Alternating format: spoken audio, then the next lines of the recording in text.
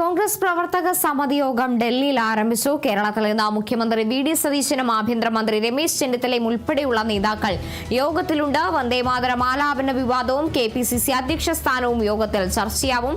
പുതിയ എ.ഐ.സി.സി ആസ്ഥാനത്താണ് യോഗം ചേരുന്നത്. ഡി ബിനോയ് ഉണ്ട് വിവരങ്ങളുമായി. ബിനോയ്, എന്തായാലും കോൺഗ്രസ് പ്രവർത്തക സമിതി യോഗം ആരംഭിച്ചിരിക്കുകയാണ്. കെ.പി.സി.സി അധ്യക്ഷ സ്ഥാനം അടക്കമുള്ള കാര്യങ്ങൾ ചർച്ചയാകാനുള്ള സാധ്യതയാണ് ഉള്ളത്. എങ്ങനെയാണ് കൂടുതൽ വിവരങ്ങൾ? പാർലമെന്റ് സമ്മേളനത്തിന് ശേഷം ചേരുന്ന കോൺഗ്രസ് വർക്കിംഗ് കമ്മിറ്റി എന്നതാണ് ഏറ്റവും പ്രധാനപ്പെട്ട കാര്യം. അതായത് കഴിഞ്ഞ പാർലമെന്റ് സമ്മേളനത്തിൽ കോൺഗ്രസ് പൂർണ്ണമായും വിയോജിച്ച് നിൽക്കുന്ന ഒരു നിലപാടാണ് സ്വീകരിച്ചത്. ഒന്നിലധികം കാര്യങ്ങൾ പാർലമെന്റിൽ ഉയർത്തിയായിരുന്നു ആ വിയോജിപ്പ് രേഖപ്പെടുത്തിയത്. പ്രത്യേകിച്ചും വന്ദേമാതരം ആലാപനം, അതുപോലെ തന്നെ CJPയുമായി സമരം, ഇതുമായി ബന്ധപ്പെട്ട വിദ്യാർത്ഥികൾക്ക് നേരെ ഉണ്ടായ പോലീസ് അതിക്രമം, അങ്ങനെ തുടങ്ങി നിരവധിയായ വിഷയങ്ങൾ അന്ന് പാർലമെന്റിൽ ഉന്നയിക്കും. അതിനുശേഷം പാർലമെന്റ് സമ്മേളനത്തിൽ വിട്ടുനിൽക്കുന്ന ഒരു സമീപനമായിരുന്നു കോൺഗ്രസ് എടുത്തിരുന്നത്. ഇതിനൊപ്പം തന്നെ വലിയ തരത്തിൽ ചർച്ചയായതായിരുന്നു നീറ്റ് പരീക്ഷയുമായി ബന്ധപ്പെട്ട ക്രമക്കേടുകൾ. അങ്ങനെ തുടങ്ങി നിരവധിയായ പ്രശ്നങ്ങൾ ഉണ്ടായിരുന്നു. ഈ പ്രശ്നങ്ങളൊക്കെ കോൺഗ്രസ് വർക്കിംഗ് കമ്മിറ്റിയിലേക്ക് വരാനുള്ള സാധ്യത തള്ളിക്കളയാനാകില്ല. കാരണം ഈ മുമ്പെങ്കിലും ലഭിക്കാത്ത തരത്തിലുള്ള ഒരു വലിയ തരത്തിലുള്ള ഉന്മേഷം കോൺഗ്രസ് നേതാക്കന്മാർക്കും ഒപ്പം തന്നെ ഇന്ത്യ മുന്നണിക്കും കഴിഞ്ഞ പാർലമെന്റ് സമ്മേളനത്തിന് ശേഷം ലഭിച്ചിരുന്നു. പ്രത്യേകിച്ചും പ്രതിപക്ഷം എപ്പോഴും ശുഷ്കമായി പോയിക്കൊണ്ടിരിക്കുന്നു. അതിൽ കോൺഗ്രസിൻ്റെ ഇടപെടലുകൾ വലിയ തരത്തിൽ പിന്നോട്ട് പോകുന്നു എന്നായിരുന്നു ഘടകകക്ഷികൾക്ക് പലർക്കും ഉണ്ടായിരുന്ന ആരോപണം. എന്നാൽ കഴിഞ്ഞ പാർലമെൻറ്റ് സമ്മേളനത്തോടുകൂടി തന്നെ ഇന്ത്യ മുന്നണി വീണ്ടും ഒരിക്കൽ കൂടി ശക്തി പ്രാപിക്കുന്ന ഒരു കാഴ്ച കണ്ടു. ഇതോടുകൂടി തന്നെ ഇനി വരാൻ പോകുന്നത് ഉത്തർപ്രദേശും ഒപ്പം തന്നെ പഞ്ചാബ് ഉൾപ്പെടെയുള്ള സംസ്ഥാനങ്ങൾ തെരഞ്ഞെടുപ്പിലേക്ക് എത്താൻ പോവുകയാണ്.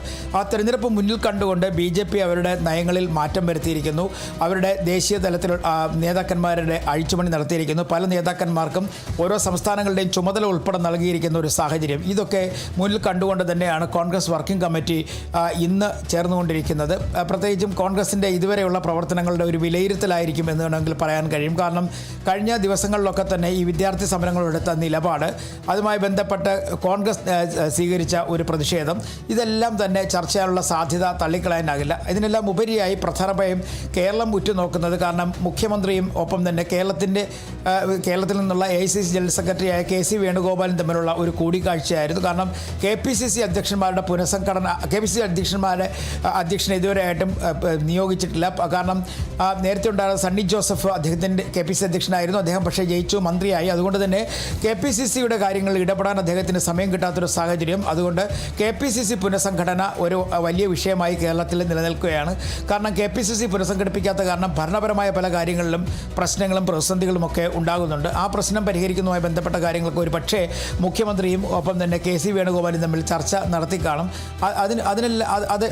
അത്തരം പ്രശ്നങ്ങൾക്കൊക്കെ ഒരു പക്ഷേ ഇന്നത്തെ കോൺഗ്രസ് വർക്കിംഗ് കമ്മിറ്റി യോഗത്തിൽ തീരുമാനമുണ്ടാകും എന്ന് പ്രതീക്ഷിക്കാം. കാരണം കേരളത്തിൽ മാത്രമല്ല, കോൺഗ്രസിൻ്റെ പല സ്ഥലങ്ങളിലും പല സംസ്ഥാന അധ്യക്ഷന്മാരെയും മാറ്റുന്ന കാര്യത്തിലും ഒപ്പം തന്നെ പുനഃസംഘടനയുടെ കാര്യത്തിലും ഒക്കെ നേരത്തെ തന്നെ ഒരു നീക്കം നടത്തിയിരുന്നു. പിന്നീട് അത് തെരഞ്ഞെടുപ്പ് വന്ന സാഹചര്യത്തിൽ തൽക്കാലം ആ നീക്കം ഉപേക്ഷിക്കുകയായിരുന്നു. അതുകൊണ്ടാണ് കോൺഗ്രസ് ഇപ്പോൾ ഒരു വിശാലമായ കോൺഗ്രസ് വർക്കിംഗ് കമ്മിറ്റി യോഗത്തിലേക്ക് കടന്നിരിക്കുന്നത്. ഇതിൽ കൃത്യമായും കേരളത്തിൻ്റെ കാര്യങ്ങൾ അത് കൂടുതലായി ചർച്ച ചെയ്യപ്പെടും. കാരണം കേരളത്തിലെ നിയമസഭാ സമ്മേളനത്തിന് ശേഷം ചേരുന്ന ഒരു വിശാലമായ കോൺഗ്രസ് വർക്കിംഗ് കമ്മിറ്റി യോഗമാണ്.